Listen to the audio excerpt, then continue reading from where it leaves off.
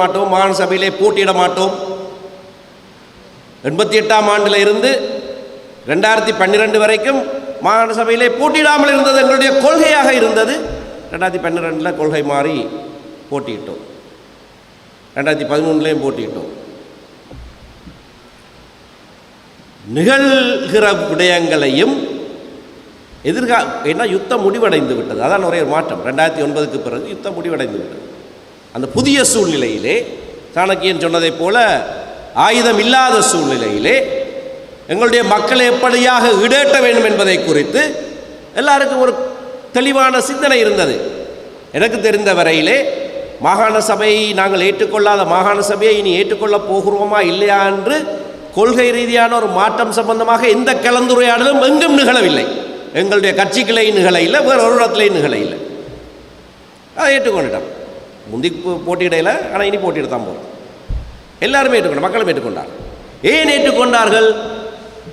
நிகழ்ந்த விடயங்களை அனுசரித்து இப்பொழுது இருக்கிற சூழ்நிலை என்ன, இனி எப்படியாக நாங்கள் எதிர்காலத்துக்குள்ளே எங்களுடைய மக்களுடைய உரிமைகள் சார்ந்து நாங்கள் செல்ல வேண்டும் என்பதிலே அனைவருக்கும் தெளிவிருந்தது. அப்படியான ஒரு தெளிவு இன்றைக்கு மக்கள் மத்தியிலே இருக்கிறது. அது எப்படியான தெளிவு? 225 பாராளுமன்ற உறுப்பினர்கள் இருக்கிற இடத்திலே 75% தான் சிங்களவர். நாட்டிலே 25% தமிழ் பேசுகிறவர்களாக இருந்தால் 52 பாராளுமன்ற உறுப்பினர்களாவது குறைந்தது தமிழ் பேசுகிறவர்களாக இருக்க வேண்டும். இருக்கிறோமா? இருக்கிறோமா? இல்லை, இல்லை. ஒரு பேரினவாதம் எங்களை அடக்குகிறது என்று சொல்லுகிறோம்.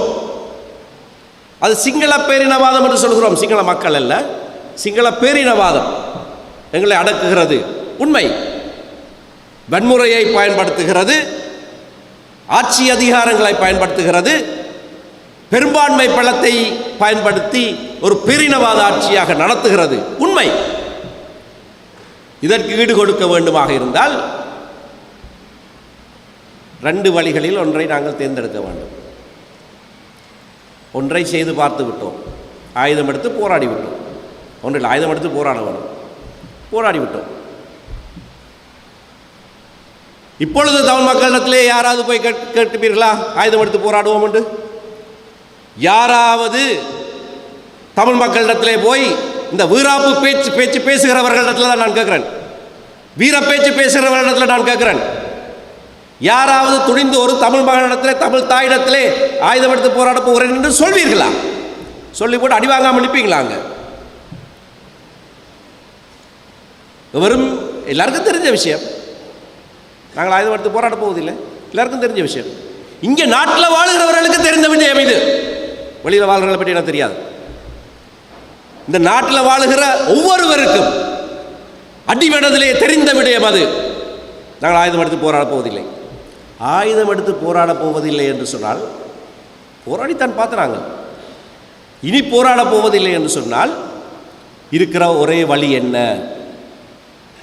ஜனநாயக கட்டமைப்பை நாங்கள் எண்ணிக்கையிலே சிறுபான்மையாக இருந்தாலும் கூட அந்த வாக்கு பலத்தை எப்படியாக ஜனநாயக சூழலிலே உபயோகிப்பது என்பதை மூளையை பாவித்து சிந்திப்பதுதான் ஒரே வழி. அது மூளையை பாவித்து தான் சிந்திக்கணும்.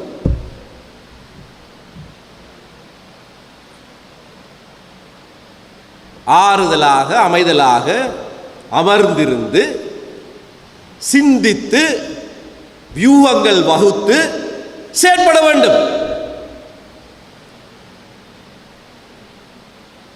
அப்படி செய்யாமல் அது என்ன கண்டு கொண்டிருந்தேன் ஒன்றுமே நடக்காது. நல்ல பழமொழி ஒன்று இருக்கிறது, அதை சொன்னால் சபைக்கு பொருந்தாது. குளத்தோடு கோவிச்சு கொண்டு ஏதோ செய்யாமல் இருந்தது. கோபம் வருகிறது தான், கோபம் வருகிறது தான். ஆனால் அந்த கோபத்தை எங்கள் மேலே நாங்கள் காட்டக்கூடாது.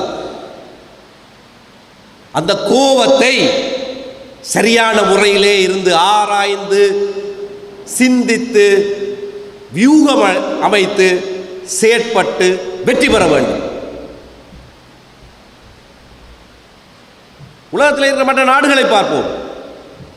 இதைவிட சிறிய எண்ணிக்கையானவர்கள் ஜனநாயக கட்டமைப்புகளை தங்களுடைய வாக்கு பலங்களை எப்படியாக உபயோகிக்கிறார்கள் என்று பார்க்க வேண்டும். சமஷ்டி கட்டமைப்பு வேண்டும். நாங்கள் பெரும்பான்மையாக வாழுகிற பிரதேசங்களிலே எங்களுக்கு ஆட்சி அதிகாரம் கிடைக்க வேண்டும். வடக்கு கிழக்கு எங்களுடைய தாயகம் என்று சொல்லுகிற போது இது பல இடங்களிலே நான் சொன்ன விடயம் தென் பகுதியிலே நான் சொல்லியிருக்கிறேன். சாயந்தன் சொன்னதைப் போல 77ஆம் ஆண்டும் 83ஆம் ஆண்டும் இலங்கை அரசாங்கமே தன்னுடைய சொந்த பணத்திலே விமானத்தாலும் கப்பலாலும் என்னை யாழ்ப்பாணத்துக்கு அனுப்பி வைத்த போது நான் உணர்ந்தது என்ன? அதுதான் என்னுடைய தாயகம். That's my home. So don't take offence when I say that's my homeland. Homeland என்று சொல்லுகிற போது அவர்களுக்கு கோபம் வந்துவிடும். சிலித்து கொண்டு how can you say? என்னுடைய அனுபவத்தில் நான் சொல்கிறேன். Your government was not willing to protect me in its own capital city.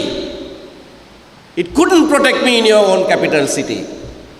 The government knew that I would be safe in my home, only in my home, and that's my homeland.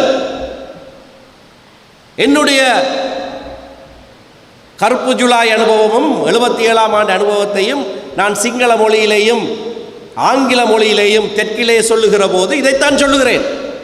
அதுதான் நான் என்னுடைய தாயகம் சொல். அதுக்கு பிறகு ஒரு ஒன்றும் சொல்லலாது. அது அந்த கட்டமைப்புகளுக்கு வேண்டும். ஆனால் பெறுவதற்கான வழி என்ன? சாணக்கியன் சொன்ன பெறுவதற்கான வழி என்ன? வீர பேச்சு பேசிக்கொண்டு திரிவதா? இல்லை, அதுவும் தேவைதான். அதை செய்கிறதுக்கு ஆக்கள் இருக்கிறோம். ஆனால் சரியான வழியில் மக்களை வழி நடத்துறதுக்கு கொஞ்சம் சிந்தித்து செயற்பட வேண்டும். 50க்கு மேற்பட்ட பாராளுமன்ற உறுப்பினர்கள் தமிழ் பேசும் மக்களாக நாங்கள் இருப்போமாக இருந்தால், அதிலேயும் அவர் சொன்னதைப் போல சமஷ்டி ஆட்சி முறை வேண்டும் என்று சொல்லுகிறவர்கள் தான் அனைவரும். நாங்கள் அந்த விடயத்திலே ஒன்றாக இருப்போமாக இருந்தால் முடிவெடுப்பது நாங்களாகத்தான் இருக்கும். யார் ஆட்சியிலே இருப்பது என்பதை முடிவெடுப்பது நாங்களாகத்தான் இருக்கும். அத்தகைய பேரம் பேசும் சக்தியை எங்களுடைய கையிலே வைத்துக்கொண்டு அதை நாங்கள் பாவிக்க மாட்டோம். நாங்கள் பாவிக்க முறையில் ஏன்னா எங்களுக்கு உங்களோட கோபம் இனிமேல் எங்களோட வாக்குகளுக்கு வந்துடாதேங்கோ. நாங்கள் வாக்களிக்க மாட்டோம். முதுவை திருப்பிக் கொண்டு நிற்கிறது. என்ன பலன்? அவர்களுக்கு தான் பலன். நாங்கள் வாக்களிக்காட்ட அவர்களுக்கு தான் பலன். எங்களிடத்திலே 25% வாக்கு இருக்கிறது. வேணுமா? வாரியா? பேசுவோமா? 2 வேட்பாளர்கள் இருக்கிற போது அது கொஞ்சம் கஷ்டம். சில வேலையில் ஒரு தடவையில் நடந்தது 2015. 3 பேர் இருந்தால் 4 பேர் இருந்தால் எங்களுடைய 25% பலம் 80% போல தோன்றும். அதை பாவிக்க தெரியாதவர்களா நாங்கள்? ஏன் நினைவேந்தல் நிகழ்ச்சியில் இவர் இதை பற்றியெல்லாம் பேசுகிறான்னு யோசிக்கிறாங்க. நினைவேந்தல் என்றால் நாங்கள் சாம்பலாகி போனவர்கள் ஃபீனிக்ஸ் பறவையை போல அந்த சாம்பல்லேருந்து எழுந்து வர வேண்டும். நினைவேந்தல் நிகழ்வுகள் நம்பிக்கையூட்டுகிற நிகழ்வுகளாக இருக்க வேண்டும். வெறுமனே ஒப்பாரி வைக்கிற நிகழ்வுகள் அல்ல. அந்த ஒப்பாரிகளை நினைத்து நாங்கள் அதிலேருந்து மீண்டெழுகிறதை பற்றி பேச வேண்டும். அதை பேசுகிற போது ஆற அமர இருந்து சிந்தித்து வியூகம் அமைத்து 25% தான் சரி, 20% தான் சரி, 12% தான் வச்சுக்கொள்ளுங்க. அதை எப்படி பாவிப்பது? அதை எப்படி தீர்மானிக்கிற சக்தியாக பாவிப்பது? அதை செய்வோமாக இருந்தால் அதுதான் நாங்கள் உய்வதற்கான வழி. அதுதான் நாங்கள் அந்த சமஷ்டியை அடைவதற்கான வழி.